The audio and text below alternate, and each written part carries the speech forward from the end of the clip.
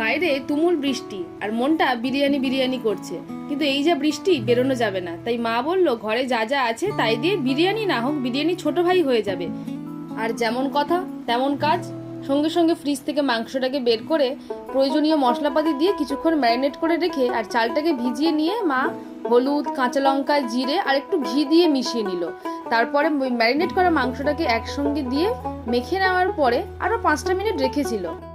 অনেকে আবার এই বর্ষাকালে একটু খিচুড়ি আর একটু বেগুন ভাজা হলেই ব্যাস পুরো দিন জমে গেল। তারপরে প্রেসার কুকারে একটু অয়েল ব্রাশ করে তারপর সমস্ত চাল আর মাংসটাকে দিয়ে আর সম পরিমাণে জল দিয়েছে, মানে পুরো যাতে ডুবে যায়।